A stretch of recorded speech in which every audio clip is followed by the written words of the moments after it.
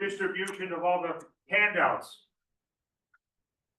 And 4 handouts, you should have a couple of studies, rethinking emergency medical services. Then the report from Greene across the river. Then we had asked and we had sent out to the agencies a questionnaire or survey on fleet and equipment. It's probably a little bit incomplete, but at least it's a starting point as to what's available and valuations as well. And as well as then the facility, the number of houses we have. And then attached to this front cover is tonight's agenda, which tonight's agenda is my regurgitation, if you will, of the 2 meetings that I had with staff members, EMTs and paramedics. I found them to be very engaged in discussion and a lot of contribution. So I was very, very encouraged by the number of people who showed up and then the ideas and or questions that came up during those 2 sessions. I think the sessions were invaluable for me in terms of understanding some more things that happened really on the front lines in the street, so to speak. So, Kevin, do you have that up?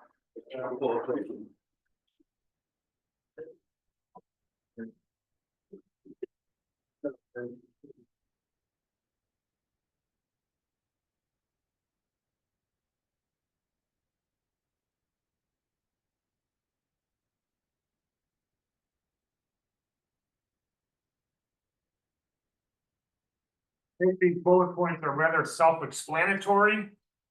I'm just gonna kind of highlight and go through them, perhaps at 90 miles an hour, but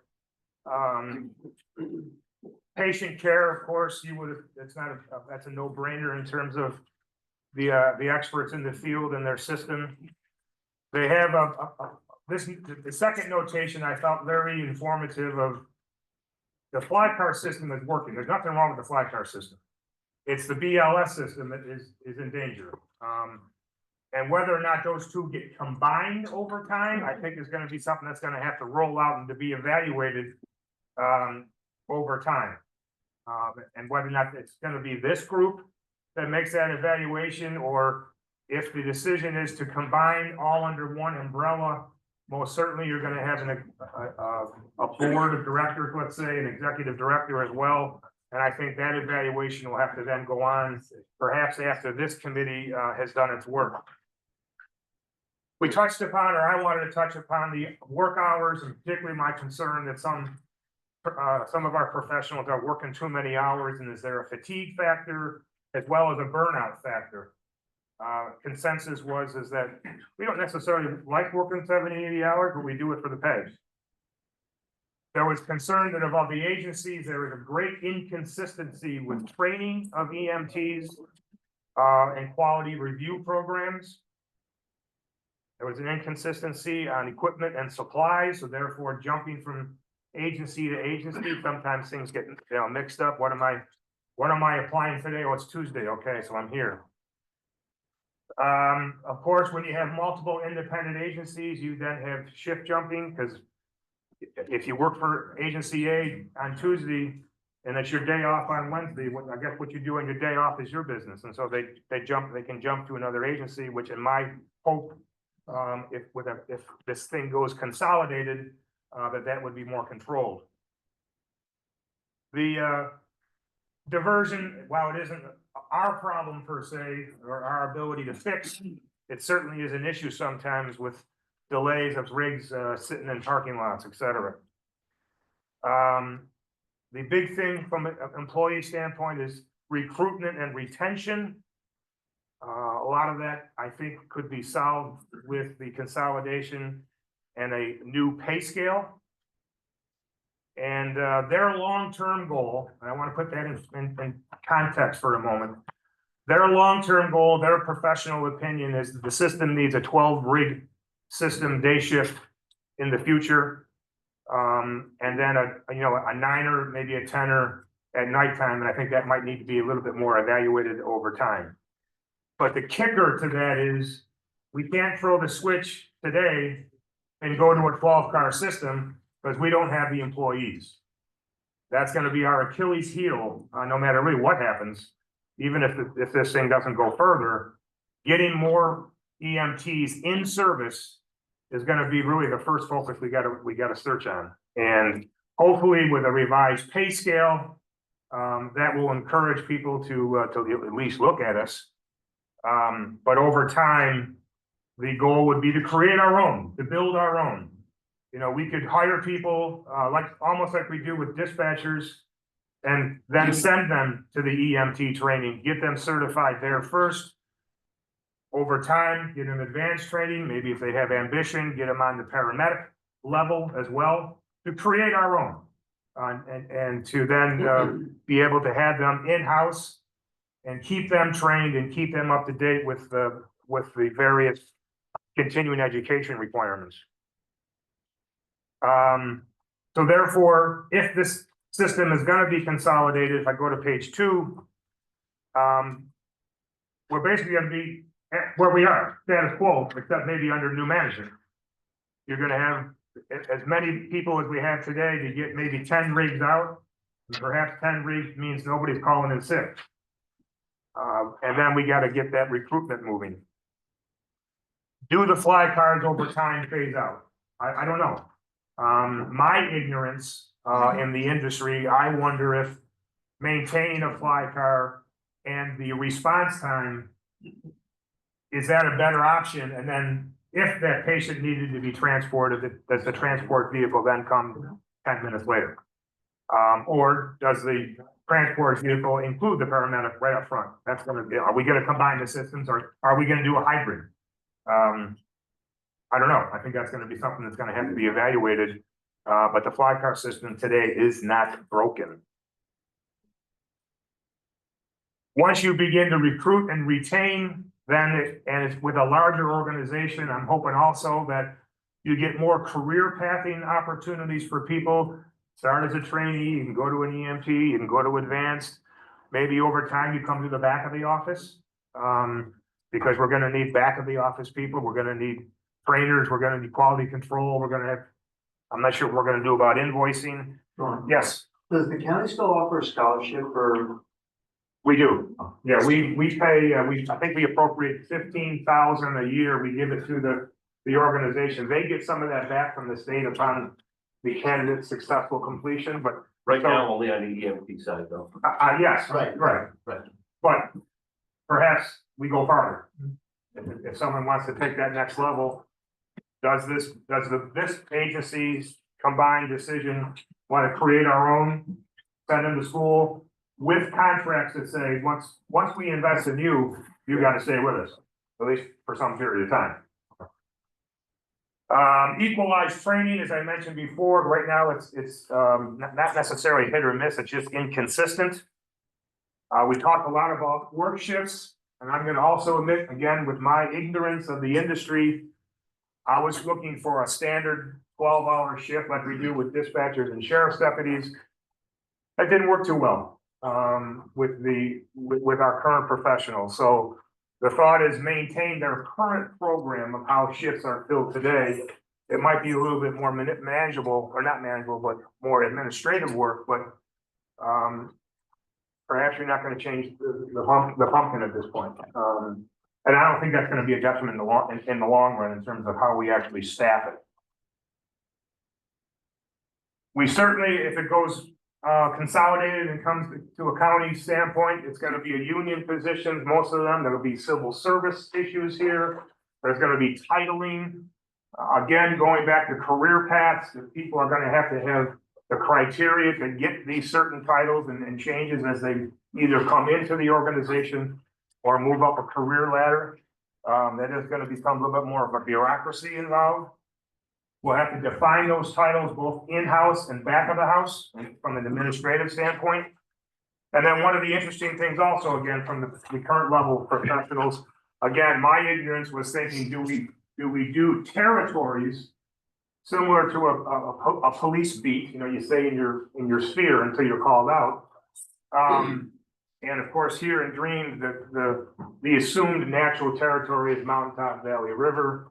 But again, your current professional said, no, we don't need territories.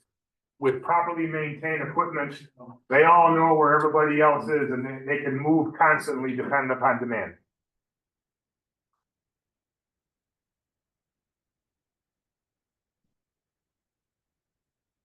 And then I think lastly, maybe not all current employees are gonna stay. There is some discussion that, change is difficult, I don't know, but would we experience any kind of fallout? So when I'm putting together the roster of the existing credentials and the people we have today, I was gonna discount it probably by a 10% factor, saying that either I'm gonna lose somebody from the front end because they're gonna go to Albany, or some of the existing personnel could be in the back of the house. So they're not gonna be in a rig, so that when we take that inventory of existing personnel and then take the number of rigs and the number of shifts and the number of days, that's gonna compute the total number of hours in a year. And then that's gonna get us down to how do we then get those 10 rigs on a consistent basis? And then when you start adding in PTO, time off, you're gonna have to have a greater number of people to backfill for those vacancies when they occur, because I'm gonna go on vacation for a week. All right, I guess then this group, or and I say this group, the combined group of my county legislatures versus the town reps, I'll move to the items that, an option, not option 4, but number 4 here, in terms of how are we gonna finance this operation? So as we said before, we believe right now the combined town contribution from the town budgets is a little bit in excess. I'll just round it to $4.6 million. The county puts in approximately 2.5. There's about 2 million plus or minus in invoicing that goes on, I believe. But if we're gonna have a consolidated system with current assets that are owned by multiple agencies that have depreciation schedules, and that's why I wanted that inventory, so we could see what, at least what is in place. What is its life cycle? What is its functional obsolescence? How are we gonna finance it? The governor's budget as proposed does include the prospect of creating a taxing jurisdiction, a special districts. It has a lot of items with it, in addition to just creating the ability to create it. And so I'm a little bit worried whether or not it'll get through the budgetary process. As written, it included the ability for the impact of the taxing jurisdiction to be excluded from the tax cap calculation, the annual tax cap calculation. Coming back from the NISAC conference 2 weeks ago, there was consensus that a lot of the legislative members in the state are gonna have a problem with that exclusion, believing that you do one exclusion for one agency, one industry, you open the door, and who comes next? So my fears is that because of some of the quirky add-ons to the initial legislation, does it pass? I don't know. Does it get amended? I don't know. And of course, with the way the budget is right now, the other assumption is that we will not have a state budget on April 1st. Welcome to Albany. So, I guess that coming back to that mathematical question, the question was put to the towns previously is, are you in? You couldn't answer because you don't know what you're in for.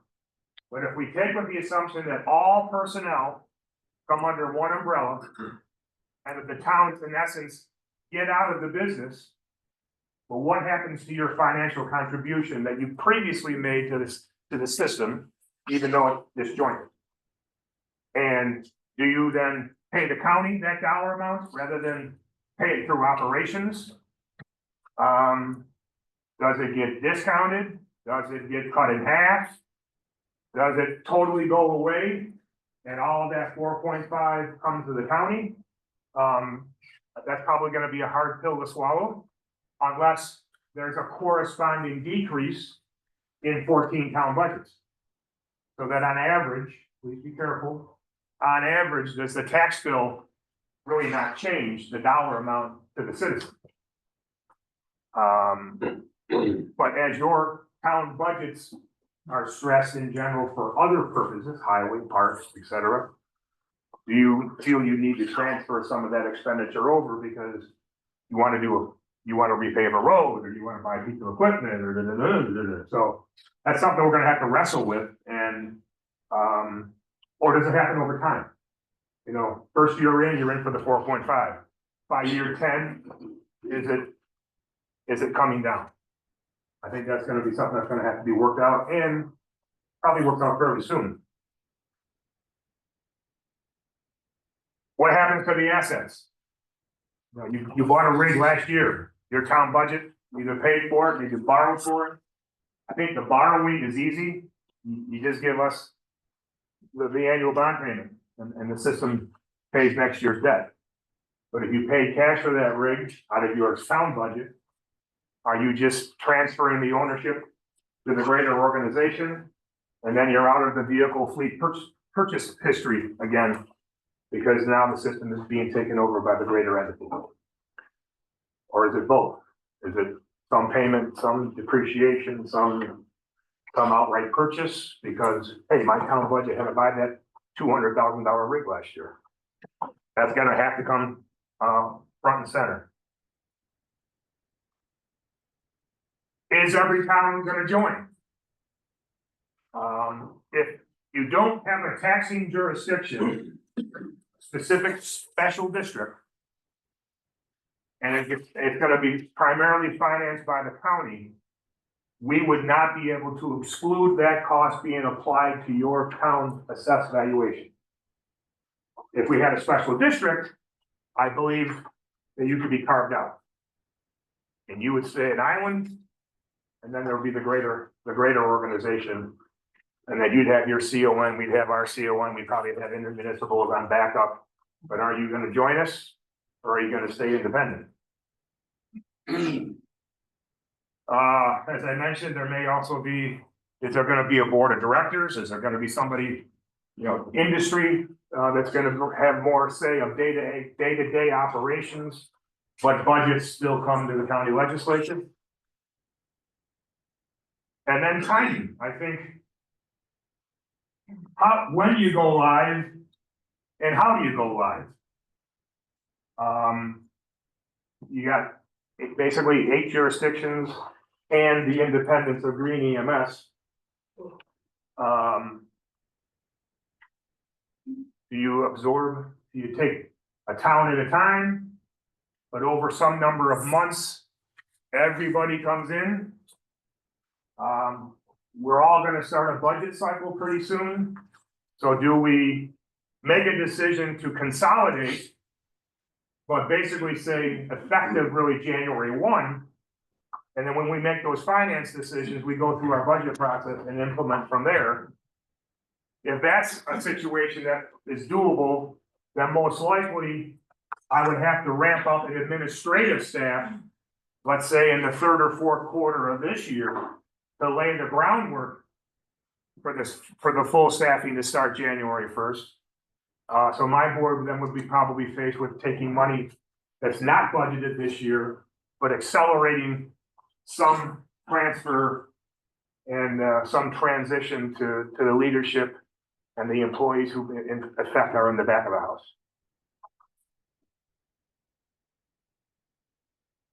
Once we define all of this, of course, I think there's gonna have to be a public presentation.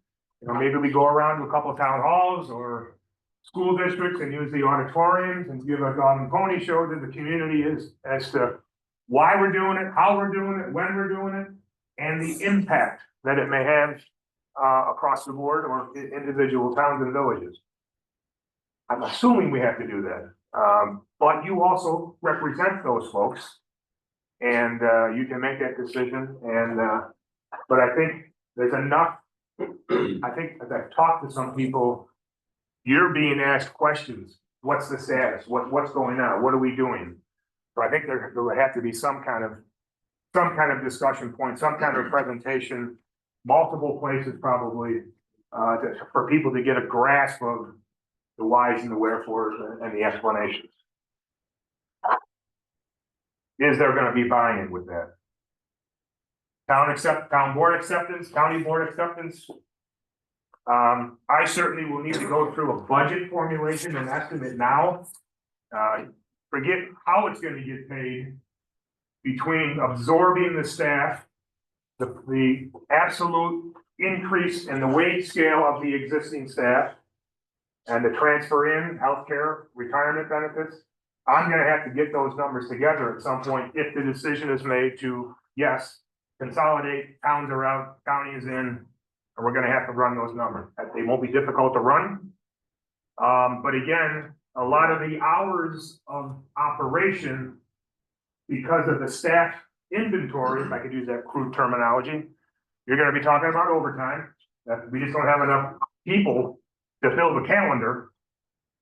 So we're certainly gonna have to have overtime. And then you're gonna have a discussion about how to use the FTE workforce and the PTE workforce. How do you balance them?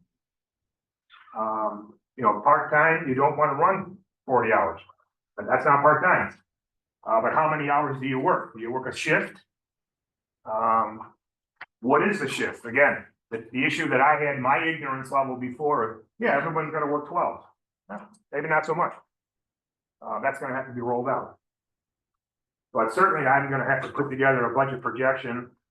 And that projection probably over the first, probably 2 to 3 years, probably is gonna have a bell curve in terms of higher expenses up front. If there's a lot of fleet turnover that have to be accommodated. And until we get into a schedule of rotation of that fleet from a functional obsolescence standpoint, if we're gonna have 10 rigs, that means you probably gotta have 15 for downtimes and that kind of stuff.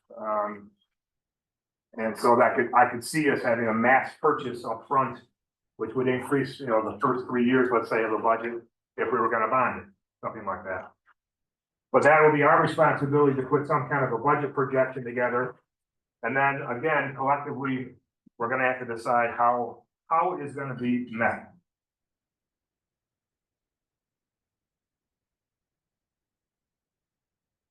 I think the other items, the bullet items here, if I haven't read them, is again, I think they're self-explanatory. And with that, I can shut up. And I don't have any format at this point forward, so I guess, Chairman, if you want to take over. Well, I'd like to hear. I think from some of the administrators that met with Sean, did you get any sense out of that meeting? As to where, is that 12 shifts a close number? Those sort of things, are we on the right track for what you think will work in the countywide system? I think we all came to agreement towards the end of the last meeting, what our needs were, what our wants were. How can we came up with ideas to how to fill the void with the lack of the, especially into providers, mainly EMTU. We have more medics than we do for BLS providers. But I think it was positive. Okay. Davia? I agree. No, I think we're on the right track. I think consolidation is good. That's good, no? From my perspective, the one thing that I saw from a lot of this, I don't necessarily agree, even if the state legislature gets to the point of allowing an opt-out version of this. I think that when we did the Fitch study, when we run all of our budget numbers and things, we're looking at this as everyone in the county. So not only from an expense standpoint, but also from a revenue standpoint. And I think that you need to have the volume that comes from the whole county as opposed to carving out this section or that section. So if we're looking to carve out sections of this, I'm not sure I'm in favor of doing that. I think this needs to, if we're going this direction, then it needs to be either an all-in or we can just stop wasting our time right now, because that's what we did the last time. We wasted our time. That's not what I want to do here. I think the all-in is the way to go. I think that is the only thing that really maintains the work that we've already done. And it captures most of those costs for us. On the revenue side of things, you know, we have a decent idea of what the towns are spending right now, the towns and ambulance agencies, whether it's a contract or a town service. We have a decent idea, but I think the way that they get their revenue in now is different across the board. I think it's not consistent. And I think in bringing everything under one system with one accounts receivable saying, we're gonna put all the bills out, I think just by virtue of that alone, we will actually increase the revenue on a consistent call basis, you know, staying with what we already have. But I think we get a little bit better percentage on the return side, which then should bring, I don't want to say the cost down, but it should maintain a controllable cost and contribute a little more into the system. So that's just kind of the way I'm thinking about this. The other thought that I had here was, I'm sure none of you are unaware of the contract dispute, and Rich, I don't want to throw you under the bus here, or Ashland, or, what's that? There really isn't.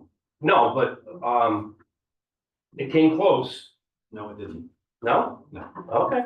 Yeah. Oh, if it didn't, it didn't. The ambulance service, there was never a danger it wasn't gonna be provided, ever. And there No, I still- understand that. And there still isn't.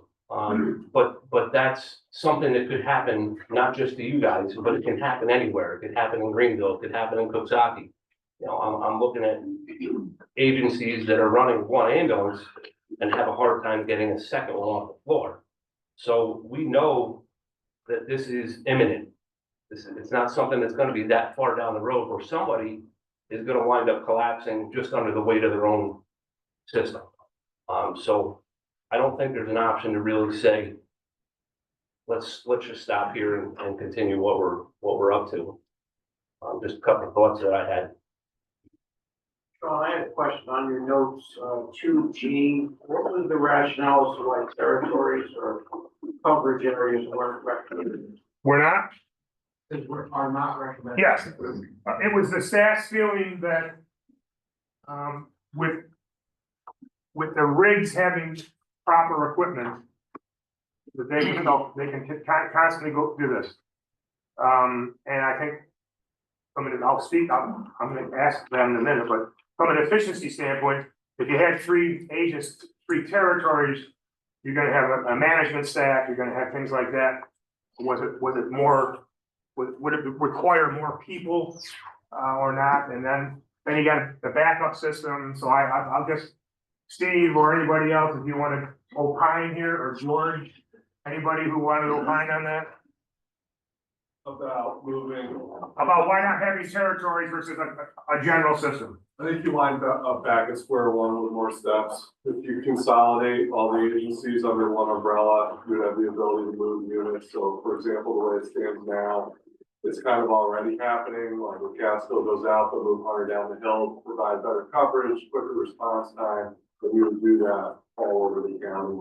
Over time, if there were more units on the road, you know, the problem with that model now is if Hunter comes down the hill, their response time back to their home territory is now longer than it was before they moved. It might be better going to Catskill, but they're longer going back to Hunter.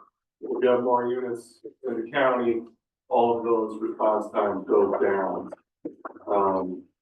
I would caution to say that response time is great. You can model a system for response time. You can put ambulances and units all over the county so that everybody has a perfect response time. But the first call that happens Monday morning at 7 a.m., all of that goes away. Once you start moving ambulances, response time should always be manipulated. I don't want to be a Debbie Downer, but that's kind of unavoidable. Yeah. That's why you gotta go with averages. Just on that note, of your handouts, handout number 3, you'll notice there's an asterisk at the end of that. There's a notation there or a study talking about tiering of the ambulatory system. And it specifically says that response time is not the key issue in emergency services like this. It was an interesting article. And I'm not sure if it's also how the industry is moving. In addition to, what's the terminology, Mark Evans, community medicine? That's another industry change that's probably coming down the pipe that may also help with finances. As an agency such as this that's qualified can pick up some of the work that's currently being done either at hospitals. Mark, you want to explain that a little more? That's fine. Yeah, first of all, let me say, the group of people sitting right here were the group of people that got together to discuss a modeling system. And I've been in EMS for 35 years, and it was probably the two best EMS meetings I've ever attended. By the end of that second meeting, we really had a grasp on, I think, what was needed for the county as a model of sorts. And components of that, you know, having paramedics and EMTs answer calls is just one component of it. There's a whole lot more. There's the billing behind it. You've got to have an effective billing system because you're going to have a huge budget. You want to make sure you get all that revenue in. So you've got to have a good billing system, and you've got to have a good system to make sure you have the information to do that billing, which is difficult for a lot of the agencies right now. But I think they're leaving a lot of money on the table. Yeah. Everything right now that we do in the 911 center gets dispatched with, you know, maybe a police car, sometimes a fire department, paramedic, and an ambulance. And a lot of calls do not need that level of response. So it wouldn't happen right away, but something that we discussed at that smaller group. And it's a trend, and Relation Rescue Squad is doing it to some degree. I don't know the success they're having, but they have a paramedic in a car, and they do follow-up calls after somebody's been discharged from the hospital. And that is to follow up to make sure that their incision, they don't have an infection, and they have to go back to the hospital. Hospital pays dearly if somebody gets readmitted within a certain period of time. I mean, they pay a fine. So it's in their interest to make sure somebody goes home and does not come back, at least not for a while. But in some places, and believe it or not, when I attended the last conference of mayors meeting in February, there was a whole session on this. And down the line, Westchester area, they have a system where if a call comes into the 911 center, and it's a mother calling because their child is pulling at their ear and has a temperature. It doesn't get an ambulance and a paramedic. It will get possibly talk to a nurse first, and then possibly a EMT or a paramedic goes in a fly car or a car, and they go and they evaluate. They find out that this kid has an ear infection. Well, it doesn't require a $250,000 ambulance and, $100,000 worth of equipment. It requires them to look at the kid and then call the pediatrician and, you can go that route. So now you've just saved an EMS response by a paramedic and the ambulance or a flight. So that's just one component of what could be done. And then you have the whole component of hospital follow-up to make sure that those people that go home are not developing infections or something that happens to them that they have to then activate the 911 system. So. And that's invoiceable, correct? Some of it is, but the goal is that, and I don't know the number, but if you have 5,000 ambulance calls right now, reduce that down. Keep those ambulance calls reduced down and utilize other resources other than an ambulance and paramedic. But Mark, I was gonna ask, so on these hospital follow-ups by paramedic, who's paying for that? There is not a clear mechanism for charging for that now, but that would be a lot of the effort in the future. I think you approach the hospital and ask them to contribute, because if you can reduce the number of people that get readmitted and they get fined, it's in their advantage to help out in some way.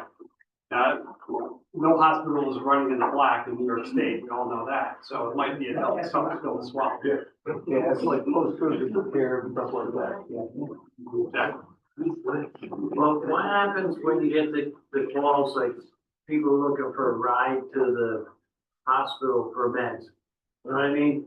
I mean, that does happen. People say, oh, you know, like I fell down and hurt my back or my tooth hurts or whatever. And then you're giving them a ride there because they're looking for treatment. So how do you say no to that? Yeah. So how does this work? You don't get to dictate what an emergency is to somebody. They call you, you have to take them. I understand that, but what Mark's saying is gonna happen, you could somehow circumvent that. Is that possible?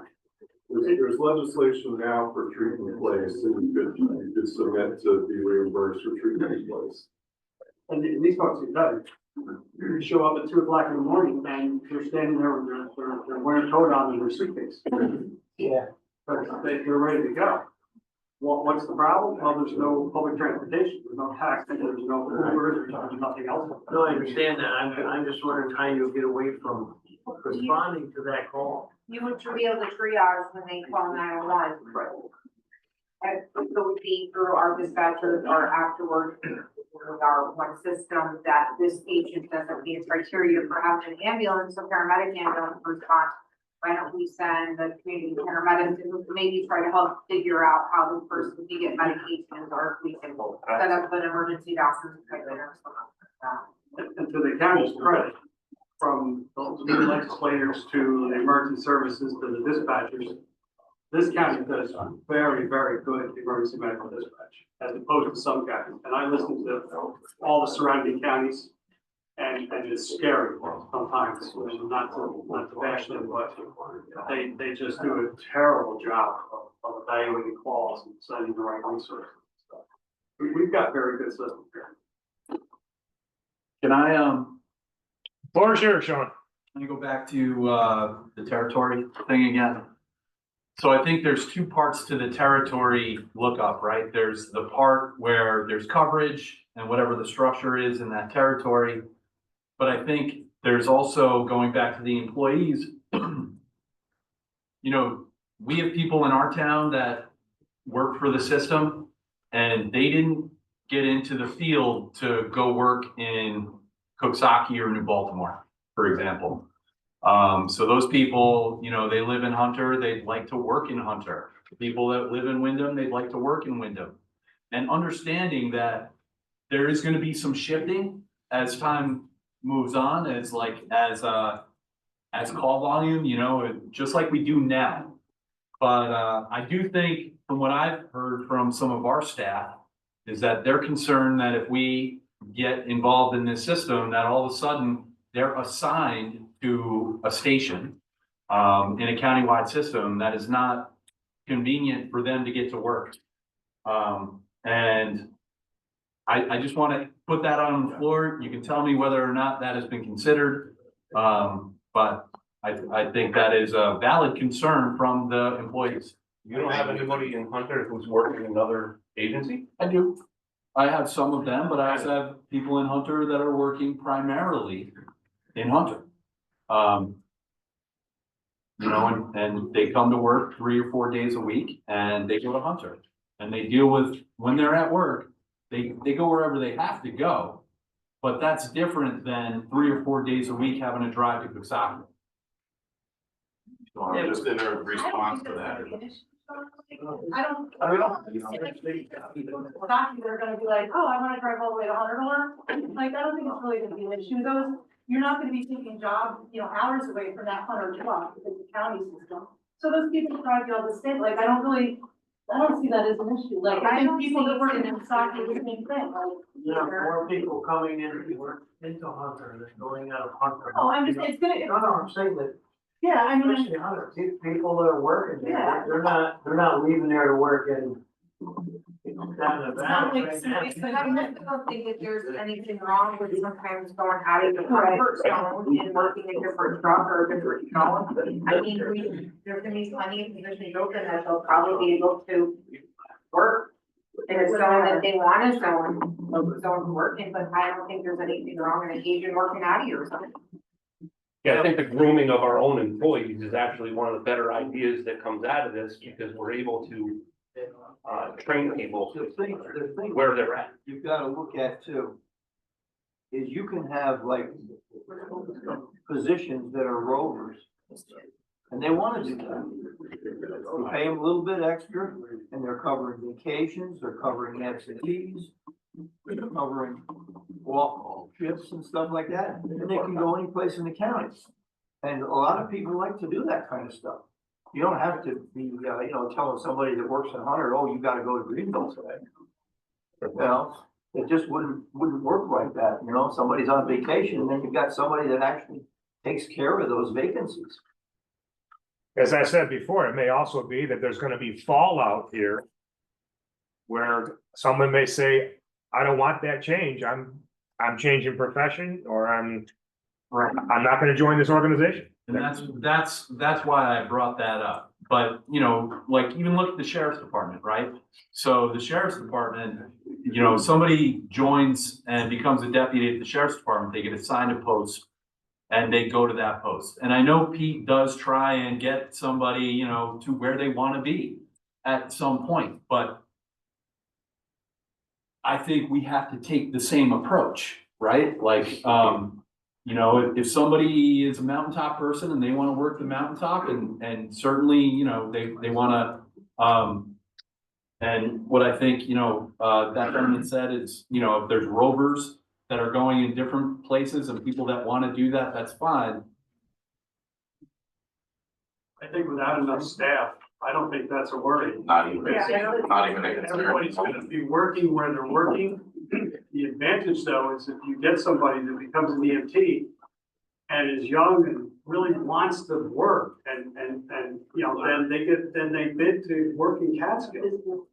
And they're working all the time. You get somebody that's maybe toward the end of their EMS career and they don't want as many calls, then they go work at the Greenville station or the Durham station or something. So I think that's a real advantage. And let's not forget, you got the career ladder. You'll be able to come into a system here as an EMT and have a career in Greene County. Not have to say, hey, if I want to be a supervisor, I gotta go to the town of Gilwood, or I gotta go to the town of Colony. Stay right here. But I think we can still set this up with home bases. So if you're not doing a 12-hour shift, if you're gonna do a 24-hour shift, you're gonna need someplace for people to start off from and lay their head down for a little while if they can. I think we're still gonna wind up with these home bases that you can come out of. So if there's one or two on the mountain, if there's one in the valley, whatever, that can be your base, your home base. It doesn't mean you're gonna stay there all day long, but you're gonna go there to go to work every day. Right. And then you're gonna get in your ambulance if you're asked to go somewhere else, and you're gonna take the ambulance to where it's needed. Yeah, Sean, I guess maybe to ease some of those employees' concerns, it was never gonna be suggested that there's one hub that we all come to and then go out. Right. You're still gonna have some geography involved here, but the cars are gonna move. Right. So you may start at Hunter, you may have 5 calls in Catskill, then you're gonna drive your rig back home to Hunter. That's true, if they go. Yes, sir. There's also you did say that this was probably gonna be, if it goes to a full one system thing, gonna be union, correct? Yes. So you're gonna have bids that are gonna go based off of seniority. So if someone bids a Hunter shift or a Hunter station, it may not be someone who, the Hunter people may have less seniority based on when they started working, and they may end up in Catskill or Coxsackie. And if you do it on a union basis, it's not guaranteed they're gonna be where they want. Well, it will be union. The significance will be what the collective bargaining agreement says about shifts and how they're assigned. We don't have a contract today. Can't really say what that is. So senior, yes, tenure is always gonna be a driver, but it may not necessarily, if the contract language doesn't say that, then Yeah, I know every contract in this county for EMS services has a shift bid based off seniority. I think that's the reality. Our concern is, will there be an accident?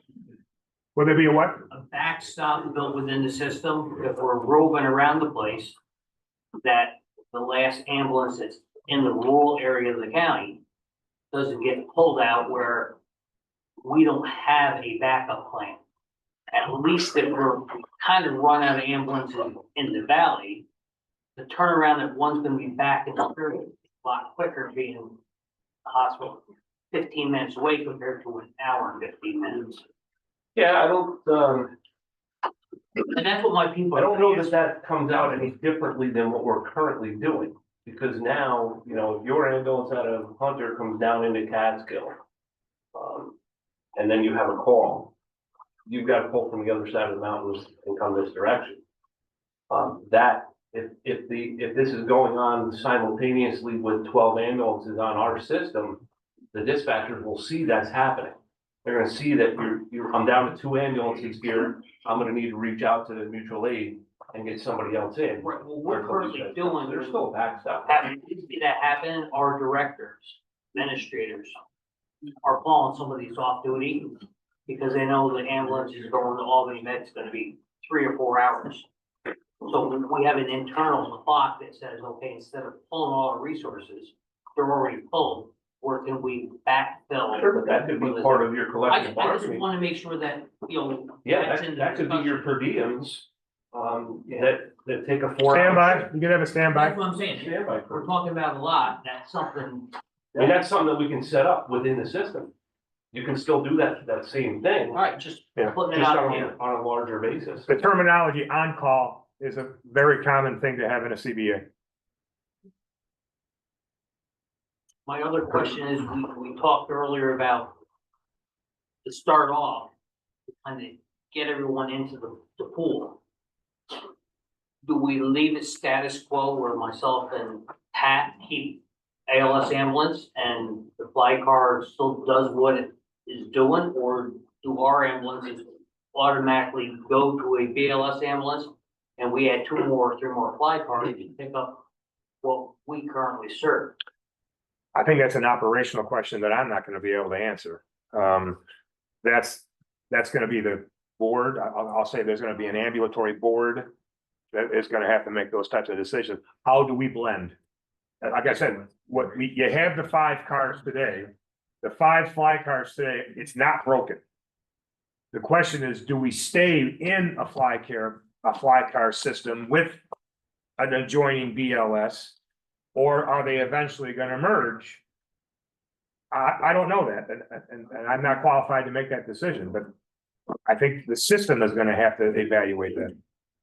I think that's one of the deals with ALS and BLS.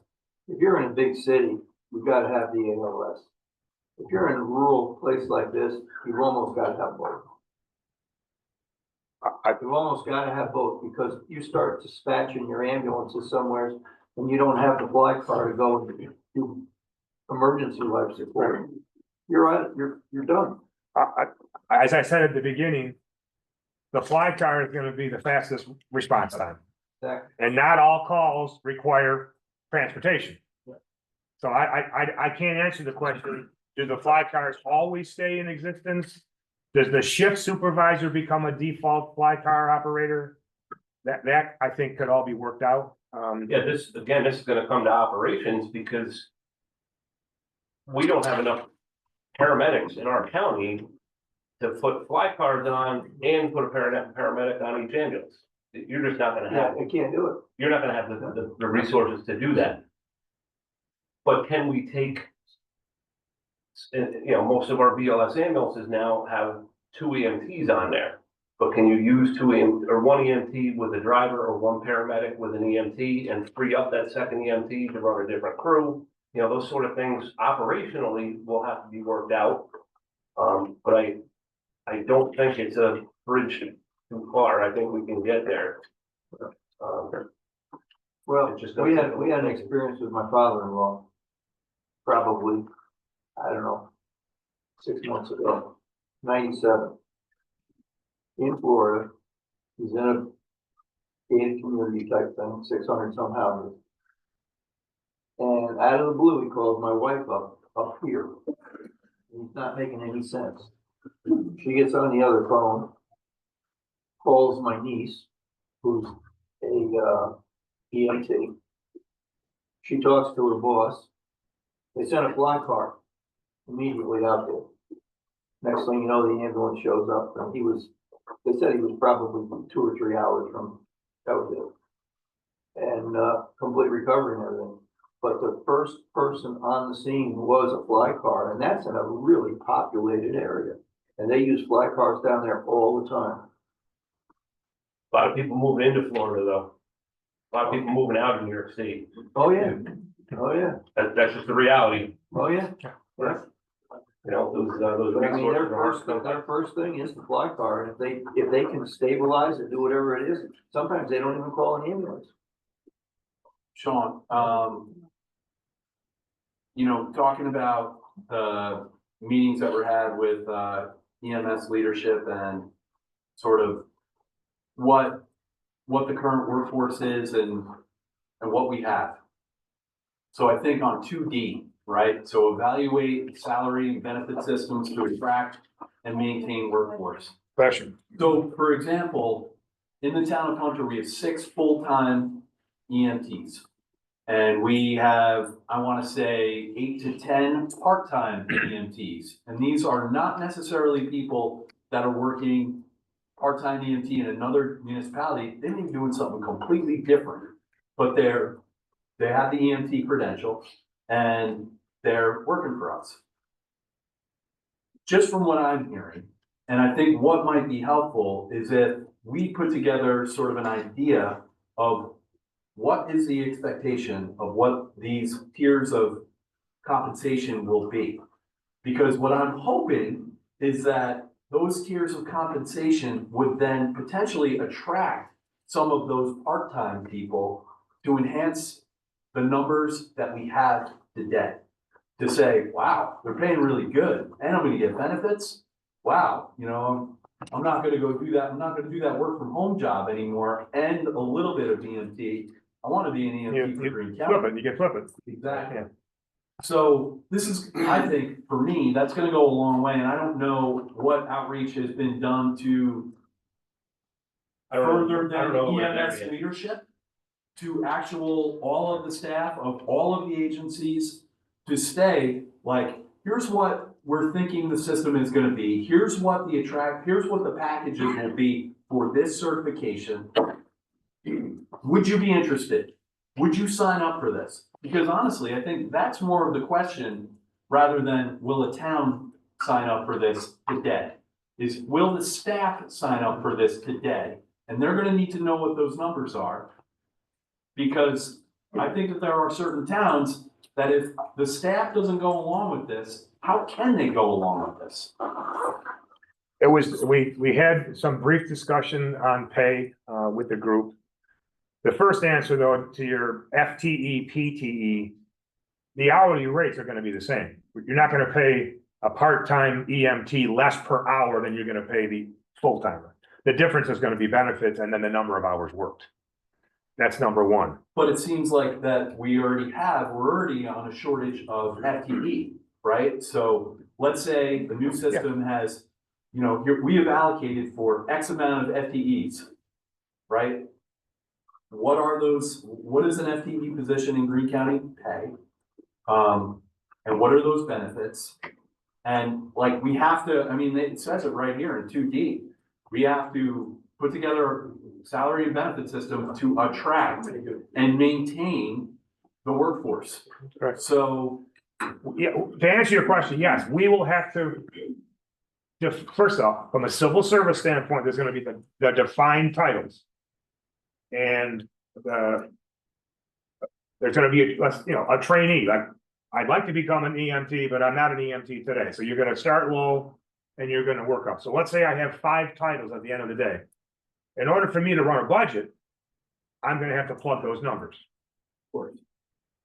When you're talking about a union prospect here as well, this thing is gonna get strangled by unions wanting to represent this unit, because you're talking about a unit that's gonna probably have 100 plus, 130, whatever number of employees. Every local is gonna submit to PERB that they should be the agency that represents these 100+ people. But that's after we negotiate what the system looks like. Correct? Well, we gotta define what we're gonna pay people. And as you say, well, shit, that's nothing, I'm not coming, okay? Or it's boosted enough to say, ooh, I'll consider, ooh, that's a new career path, or that's something that I'm willing to stay with. What I have to recognize, and this experience has happened with the county previously in my tenure, when a new union was formed, multiple agencies threw their hat in the ring where we want to represent that group. It took 3 years for PERB to make a decision as to who the proper union should be.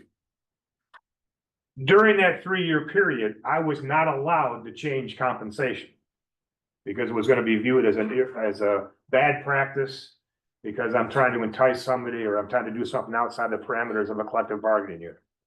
So what I said to the folks was, with the possibility of stagnation, I probably got to have an even higher starting pay under the assumption that if this thing may get tied up for 2 years, then I can't give them a raise unless I want to violate the rules of bargaining and get my wrist slapped for an improper practice. Right. I'll wear that hat. And all I'm saying is that we are also fighting the battle of, we're dealing with a number of providers that are playing the agency game, right? And so they're able to make a good living for their families, because they're playing the agency game, and the agency game kind of goes away for the most part. Absolutely. And so how do we keep these people still engaged in this industry once the agency game goes away? By defining a maximum number of hours to be worked, including a maximum number of overtime hours. And if that still doesn't meet your lifestyle, see you later. At some point, you gotta realize quality of life doesn't mean something to everybody, but to most people it does. If you have a full-time job where you have benefits and insurance there, you know, insurance isn't a joke. I mean, that's worth a lot of money per year. So if you're going from agency to agency and you don't have anything, you're paying, you know, out of pocket, or maybe your spouse or whoever is picking it up. But it's, at some point, you gotta realize that your quality of life is worth money too. I fully agree. All I'm saying is that these people currently have health insurance from whatever way, right? They may be a full-time employee for me and doing the agency hop to Wyndham or Ashland or somewhere else, right? They have insurance today. They're making X today by doing the agency hop. We can say, you know, like, hey, we're giving you insurance, so we're giving you benefits. They already have it.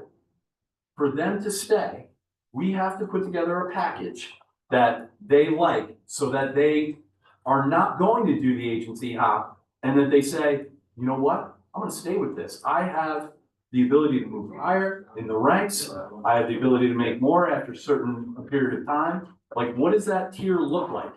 Well, they're gonna have to go out of county, because once you sign up with the county, there's no agency hop. Correct. Yeah. Hey, They're gonna have to go to. we're not gonna make everybody happy. Forget it, but forget that. You got 130, 140 existing people today on a system that can't operate today. To get a 12-car system, we're probably talking about adding 20, 30 more people to our roster anyways. So it's, Right, so the goal is to keep those people yeah, well, and to add people. but I have that now with every other job that I have in the county. If you want to be a deputy, you come in, you see your labor contract, you see how much you make at year 1, year 2, year 5. Oh, no, I don't like that. I'm going Albany. 100%. All I'm saying is we need to put that together. And I think that's a goal of every party involved, is to make this a sustainable Yeah, we're career. on the same page. Yeah. That's why it's in the package. Yeah, I think we're all on that That's why same it's in the page. package, to build them and to keep people with us. And to make it's the salary, insurance. 2D, right? That's what you're referring to? I agree. That's why I bring it up. Yeah, we got- And that's some of the concerns that I'm getting Exactly. That's why it's in from there. our staff. That's why And it's that's in what the there. plan is, and it's also about recruitment too, right? Like, Yeah. we complain we don't have enough staff, so by doing something like this, you know, creates that opportunity for people, it's gonna draw people to this. It may not be, you know, visible in the first year, but people are gonna see this, we can recruit people. So yeah, I mean, it's all here. That was the main point. You know, Mark Evans, you don't have a recruitment problem, do you? For paramedics. Yeah. Listen, that's one of the points that I can make just to this, because, you know, paramedic school, number one, is difficult to go through. A lot of people don't make it all the way through it. But Greene EMS kind of has this little niche here in Greene County, because not only are they running paramedics as fly cars, but they're part of the Twin Globe Rescue Team. You know, you have medics that are rappelling down a cliff to go rescue somebody at the bottom of the falls. And that's not something that happens anywhere. It's a draw. You know, it's something that other paramedics look at and they go, wow, I can do that. Cool, sign me up. He doesn't have an issue. I'll tell you, just one of the primary reasons, the director of the Cobblestone paramedic program works for us. So does the clinical director. They both work regular shifts for us. So every fall, when they get a new group of people into the paramedic class, inevitably they ask them and say, well, where do you work? And they go, Greene County EMS. They're, you know, a lot of them are like from the Albany area. They can be from all over the region. They'll go, Greene County? And they say, go knock it till you try it. And, you know, one of the things that we have is that they can see these solid students. And we get the students that are kind of the cream of the crop. That's right, Coles, right? Yeah, and once they come here and they see the level of commitment by us, by our board, by our staff, by you folks in the county, by the towns, and they see what we have on the road, they inevitably do the right time and put an application in work. They want to work here. They don't care where they live. We have people come from Cooperstown consistently. So we're in a very, very lucky and fortunate situation. But there's no reason why that can't be rolled over to the BLS side as well. Absolutely. It would also be nice at Greene EMS too, like, at counties, if we could move up the ladder in places, like, in 25 years, I'm still in the same position I was when I started. Like, there's nowhere for me to go, you know? But like, at a county system, if, you know, you want to be an instructor, or you want to do different things, I mean, you know, that an agency like the county would pay for. Like, oh, you know, we have to go, we want to go to a class, we gotta pay for that out of our own pocket, we lose time from work. But a county agency like that, you know, even a sheriff's department, they're being paid to go better themselves. And it eventually brings better to the agency that they're working for. And I think, So that would be a. and I think getting BLS providers, with a good pay, more than what we're making, what they make now in the county, and having retirement and health insurance and a career ladder would bring a lot of people, maybe that work at Mohawk or work at 8 other agencies somewhere else in Greene County, we might want to entice the parent. Yeah, I think there's an avenue there. I think there's enough there. To end that conversation though, in order for me to put a budget together, I gotta put hourly rates for positions. Twelve numbers. I gotta plug numbers.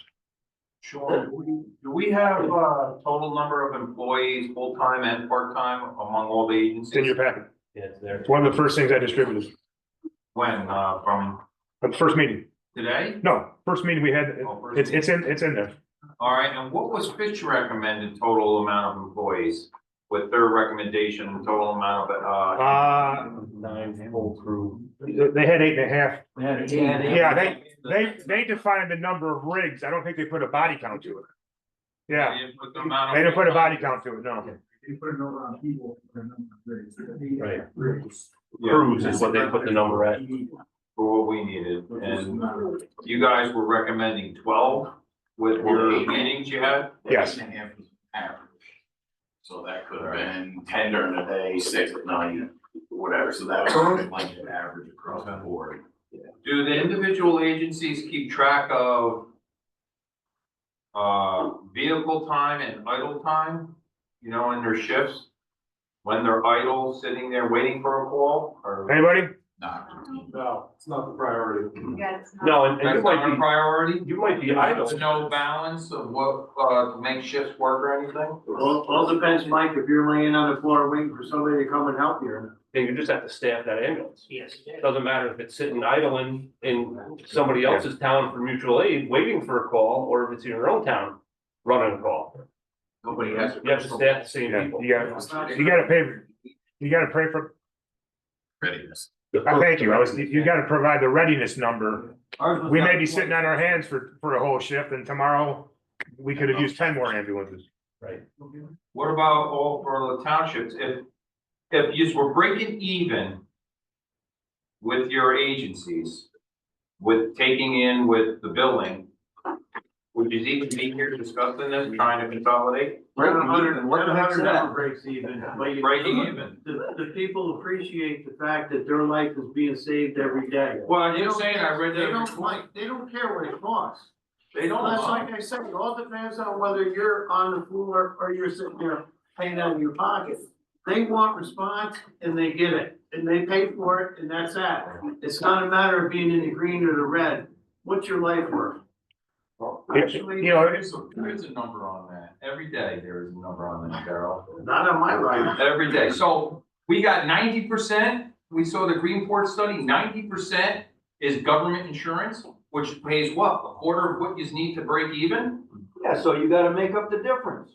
And who makes up the difference? The taxpayers, who The else is gonna make taxpayers it make up? up the difference. So it's Either that or not you don't have fair any for the- ambulances, I mean, you can't just look at it that way. Our ambulance, So, for crying again, out loud, we're paying every freaking How, cent of it. what's the percentage of people who are making the call for ambulance service that don't need the ambulance to go to the hospital? We were just talking about I that. don't know, What's the that- percentage? but I don't know that it matters. Determination. Nobody knows. Is it 10%? Is it 20%? Why can't we call Uber and say, take the Uber, we'll pay for the Uber, it'd be There's not- cheaper than there's not sending an an ambulance ambulance. service in this county that makes money, I'll guarantee it. I'm not asking to make money, I'm You just asking to said gain that, you efficiency. wanna be in the black. I never said be in the black. But this is where it would boil down to policies in the dispatch center, because if you had, like what Mark was talking about, a different program to send these people to, they can't just tell them, oh, sorry, that doesn't sound good to me, I'm not sending anybody. They can't tell them that because the state doesn't let you tell them that. They sign a Hippocratic oath that says they're gonna go provide service, they're not gonna leave somebody in worse condition than what they started, found them in. So it's just not an option. As far as the cost goes, the cost of the readiness to have that staff there isn't gonna change. And be careful, dispatchers are not medical experts. I don't. Okay. No, I get I'll that. talk on this very briefly, because this is one small part that I can. The emergency medical dispatch protocols that we use upstairs every day and have for the last 18 years does have a very small subset of call types that once we're done triaging that call as a dispatcher, could, in theory, be told, I'm going to refer you to something other than a transporting ambulance. However, because we have no resources to refer them to, those calls get upgraded every day to an ambulance response. Do you have a percentage of what that occurrence would be? Quite low. I'm gonna say it's well under 10%. Okay. Shifting gears on the financial side, it's gonna be a rate per thousand. The big picture, everybody in, or it's a rate per thousand, get carved in or carved out. That's how we would pay for the system. The ad valorem tax. So, whatever, You're in the district? That's how I understand it, I just wanna. yeah, it's a general ad valorem tax, it's no different from my county levy now. I spread $27 million over 653 miles. Prior to legislation. I To think break it that's- up, it would I think require. that's Gotta the break way- it up. It's gonna The only way require. we can do it, I just wanna clarify it, I'm understanding it right now. Cause you have towns right now that are paying next to nothing. And you have, And you got towns that are paying right out the nose. and you have towns that are paying out the nose For what?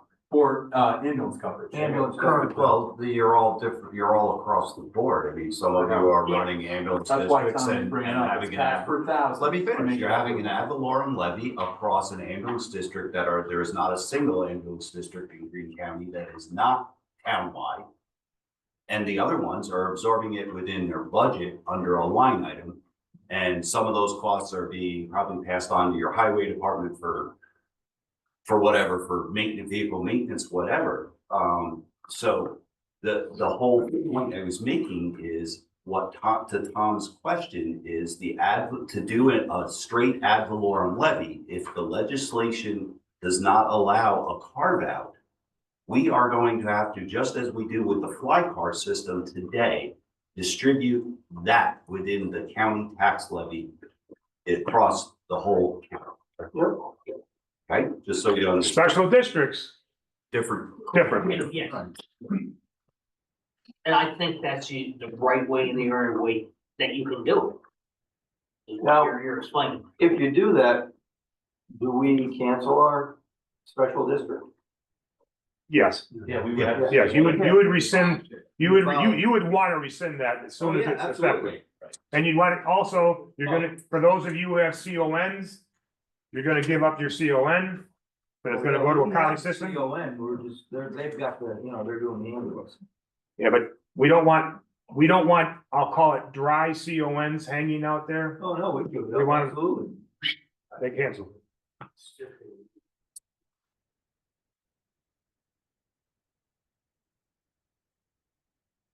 Take that.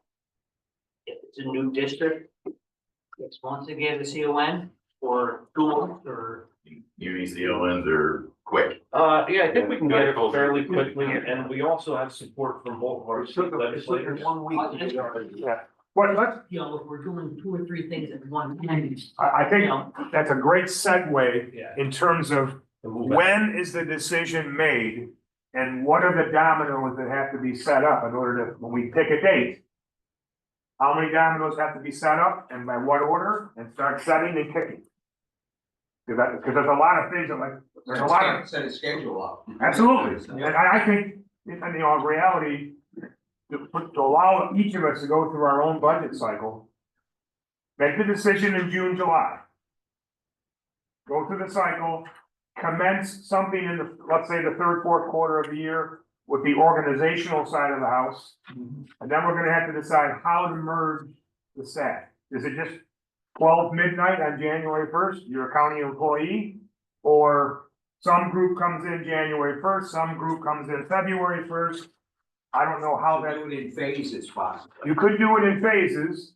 It would be cumbersome for the employee because what I would have to do with those employees is, once you get absorbed, if you were gonna receive a wage increase, let's, throw numbers. You get paid $10 an hour now, when you get merged, you're gonna go to 15. But if it took 5 months to get there, but somebody else got the $5 raise, but you continued to work at your current position, when you came to county employment, I would give you a retro payment, so that at the end of the year, there's parity amongst all employees. Because why not I first? Take it in alphabetical order and we'll go with the Allens first. I have a question about special districts, and it doesn't relate to the countywide ambulance service. We have special districts for capital projects where we charge the school. The school has an assessed value and they pay for a sewer upgrade or a water upgrade. Would it be a possibility? Because Greenville Central School, I think, encompasses 9 different towns in Albany and Greene County. Just wonder, like on our capital project for water and sewer, the school picks up about half of the cost of the payback money every year. Is it possible for school districts? They utilize this ambulance as much as Yeah, as public use. I'm not trying to dodge the question, that may be a legal question as to what is the authority that the state is gonna pass? Case in point, Greenville School District for capital projects is assessed for $21,550,000. So, I mean, they're just gonna go tax their residents, so. Yeah, but you're spreading it out over. Well, in your case, you're spreading it in Albany County. Thank you very much. We aren't on a cap, we're by taxing, by having the school pay the capital Right. project, sure. Right.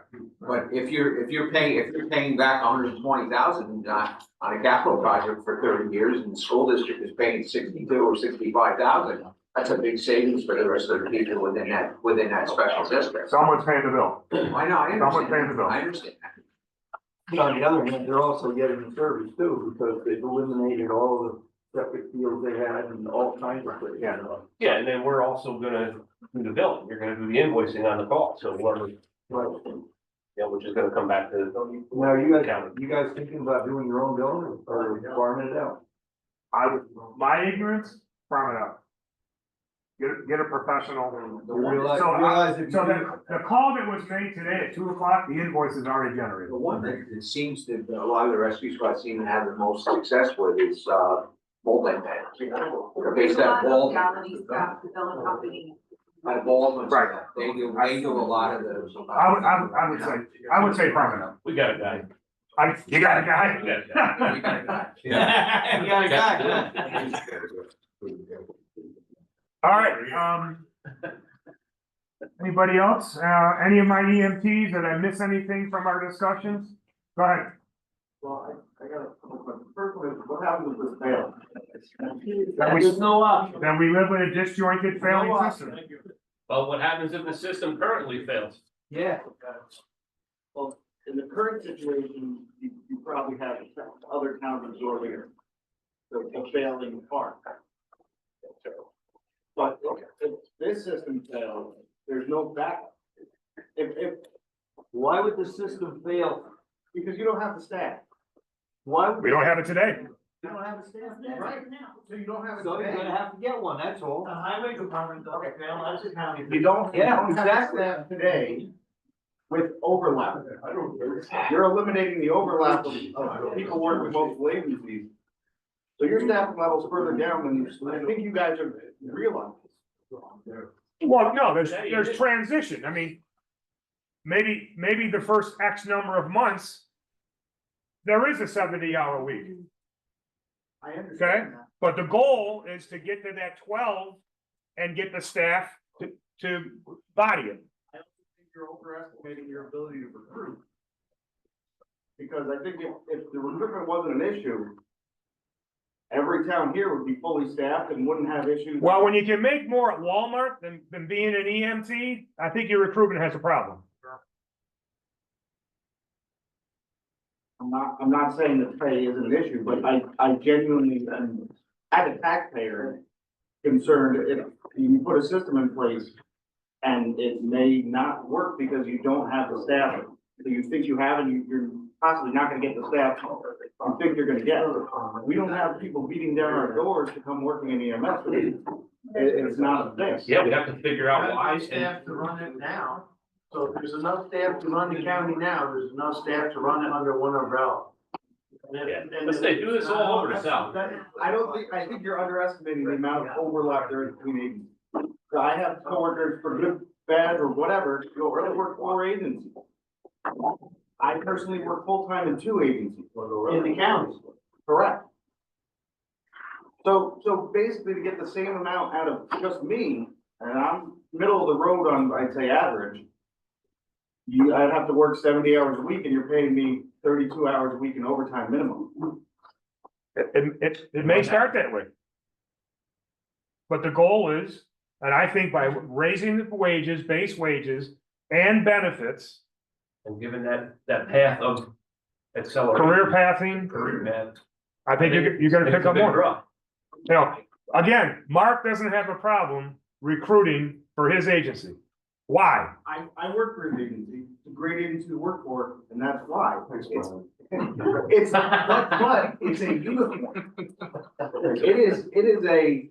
It doesn't have to be, you can go recruit. What if that blends in and now this whole system becomes that standard? You go, you start a program like this. and- I understand, I don't think you understand what I'm saying. I do understand what you're saying, you're saying in the negative now, and that's not good. We're gonna take. You gotta look to go better. You gotta All look. right, next question, Move along. You said you had a couple questions. I haven't finished that question. No, you'll finish it. There's no answer for it, so move on to the next question. So there's no answer as to what happens if it fails. Not It's gonna. not gonna fail. No. No, the current system is on its way to failure. You're gonna make a system without a backup plan. What do you wanna back up? You wanna go to Albany County and say, okay, Albany County, you cover us if we fail. No, but I'm saying maybe consider other options on bolstering the system without pulling the rug out and making it all under one roof. Well, we could have a backup system. We could get a quote out of AMR or somebody like that and just have them come in. I mean, if you want a backup, we can get a backup. I don't think it's a good idea. I genuinely think you're overestimating your ability to recruit.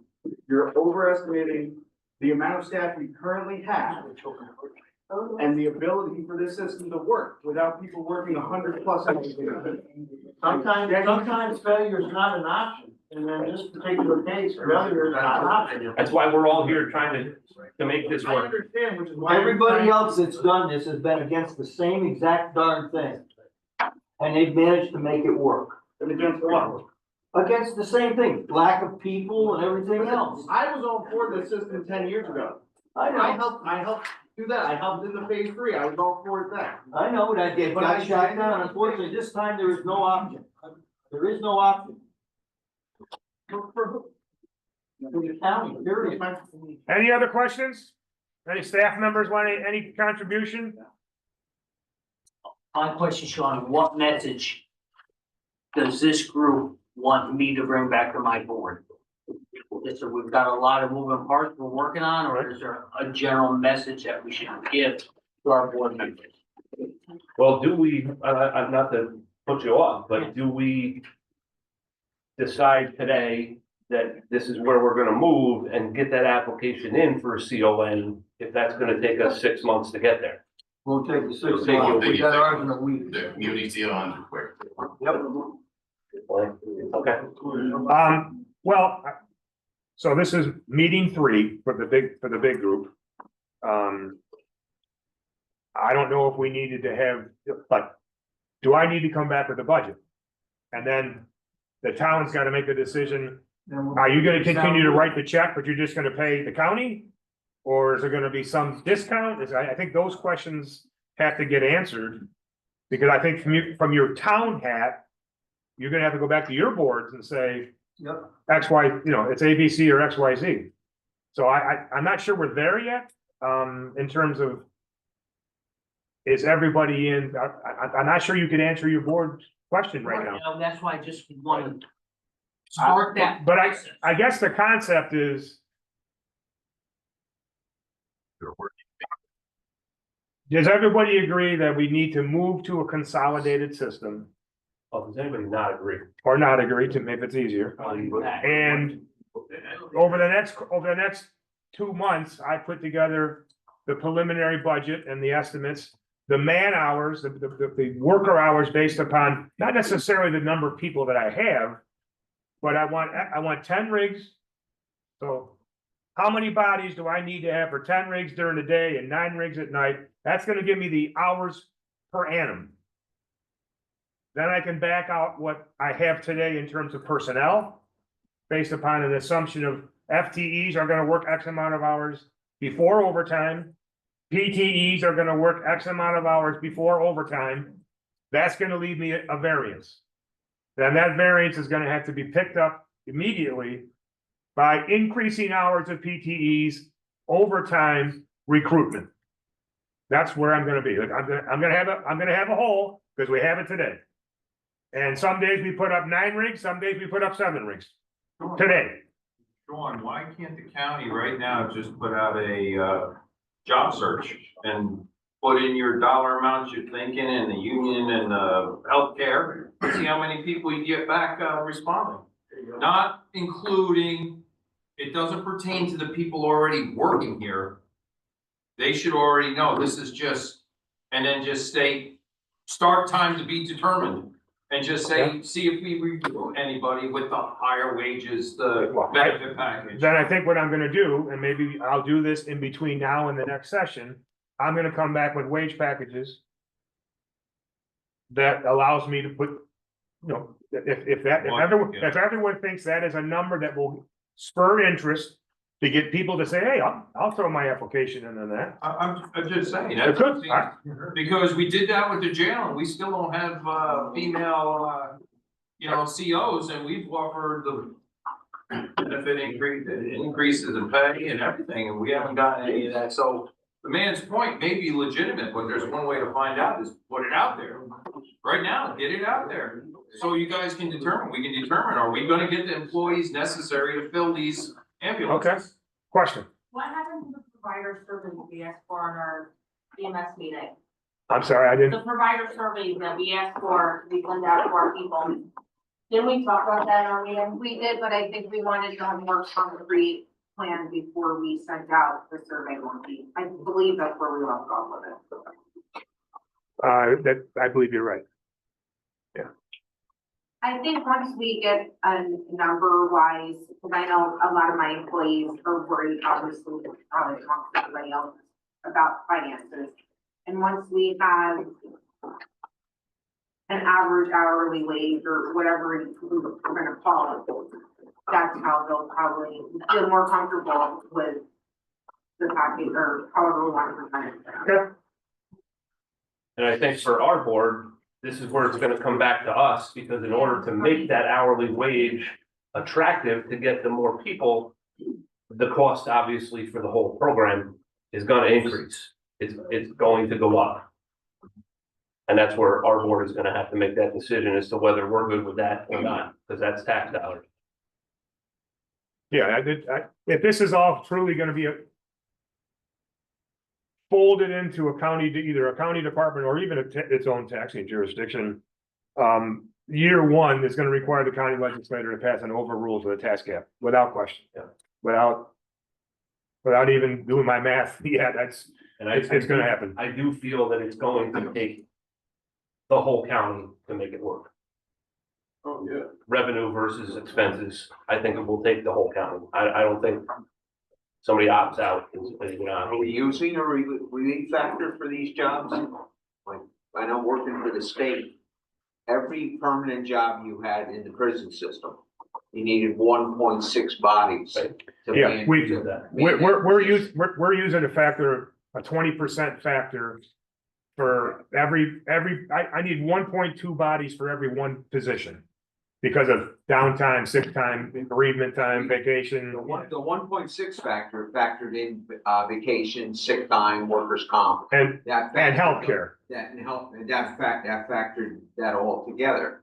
So the question I have is, you put 12 rigs on during the day and you average 9 rigs at night. Are there 2 people on a rig or 3? I would say two. Most places are running with two now.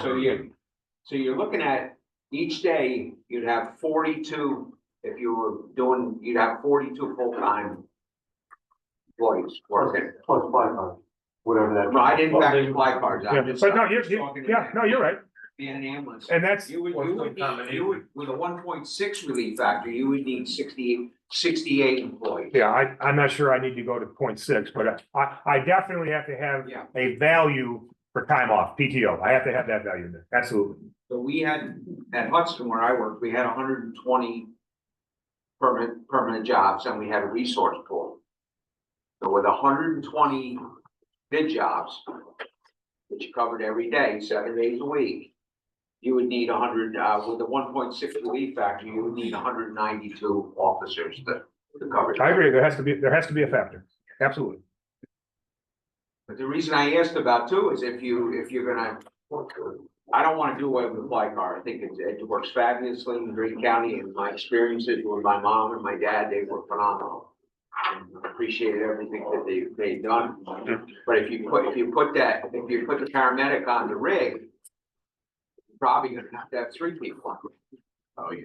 You're gonna have one, either that or you have a driver, one or the other. Yeah. Yeah. The consensus with the staff was we don't want drivers. Okay. We want people who are certified. Well, we might have to start off with drivers. Well, you're right, John? Just one thing along, Tommy Hoyt's, question as far as like, where do the towns go from here? Not sure if they should start thinking about this type of stuff while you're running your numbers on the county end. Do we look into the legalities, cost factors and stuff like that with what happens with their equipment, with the legality part of if the taxpayers in the town of X have already purchased this stuff, like, can the county pay for those under tax dollars again?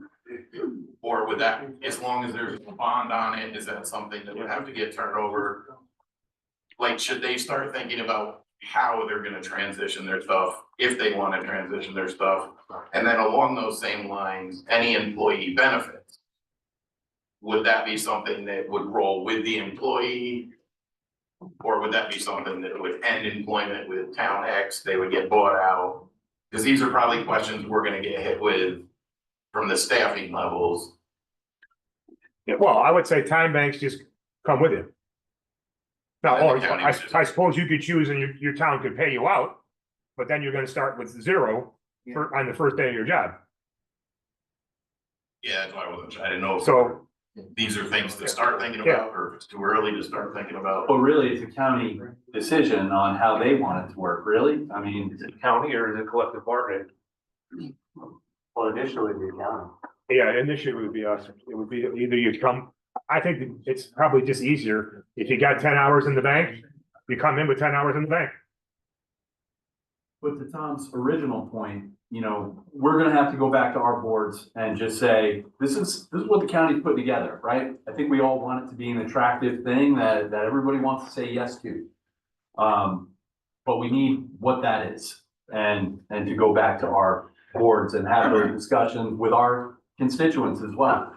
We have to build that. Well, the issue of asset management and whatever the depreciated value of your equipment.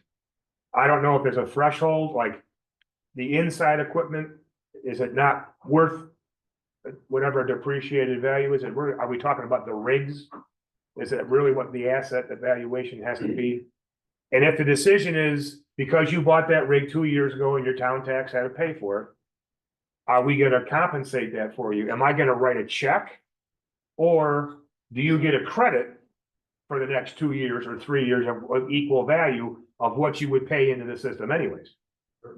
So if you're paying $100,000 now, maybe for the next 3 years, you pay $90,000. Year 4, you're at 100.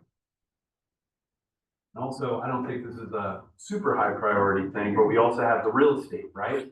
So we have, you know. You got house, you got houses, yeah, absolutely. Right, and so how's that gonna work, right? So, you know, are you gonna pay rent to the town who owns it, or are you looking to own it? Right, what does that look like? Right. That's kind of like the state police. What does the state police pay to be in the town of Hunter? Right? Yeah, nothing like ours. So what always came back to me was, yeah, but it's great to have the state police in your community. So you're not gonna get paid rent for the housing of the ambulance service, but would you rather have the ambulance in your town than somewhere else?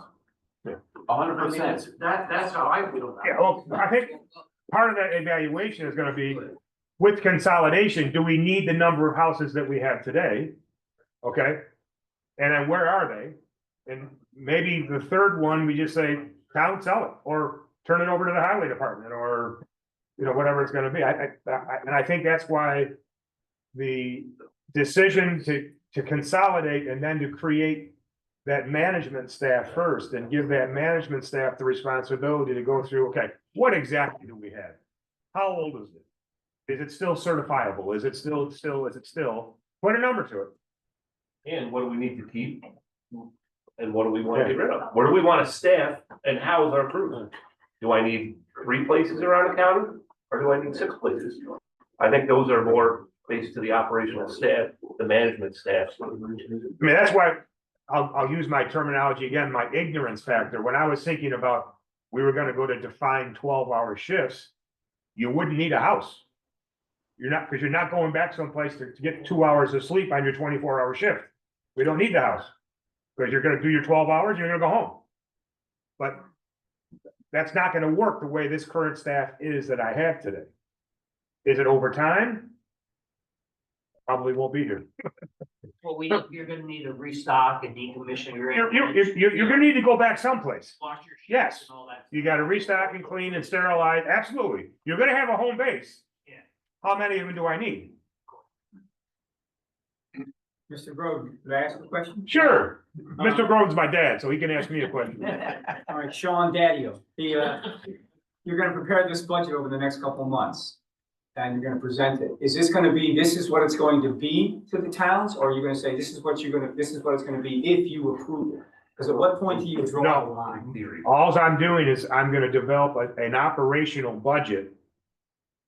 Then we have to decide of the monies that are paid today by the town, so roughly $4.5 million today is raised on town levies. Are they gonna continue to raise that levy, but then just tip it over to the county and the county spends it? Along with the money that we currently raise, our $2.5 million, and whatever increase that the budget is gonna require, so now my 2.5 becomes 5. Or does the county continue to either day one, the 4.5 goes away? All those towns get the benefit of not having that in their budget, but the county budget goes up exponentially to meet that overall budget. That's gonna be the, one of those, we gotta make a decision. Goes up like Coming out that. of the same pair of pants. Well, it's coming out of the same pair of pants, but would you fully cut your $100,000 that you pay today? Out of your budget. Or would you cut 50 and put 50 in the highway department? I tell you right now, I would cut 100% of it. Yeah. I go Well, along with that's that. what we would wanna see. Yeah, I think the legislature is gonna wanna say, if one's going up 10, the other one better come down 10. Yeah. But It doesn't again, have to, Well, and that's morally, the it point. has to, It right? didn't, You it didn't with the college funds. Mr. Linger, but the question was, at what point do you say to the towns, this is the way it's gonna be? Or do you keep letting the towns say, well, we want it this way, we want it that way? In my head, the towns don't have a decision in this, really. So with you saying that, Pat, what are we sitting here for? Because we need to build a system that's gonna work. Right, but And when you we say we don't shouldn't be have, the ones to build that system. But when we build it and we come up with these estimates, then it goes back to the legislature to say, here's what we built. Is this something that the legislature is okay with paying?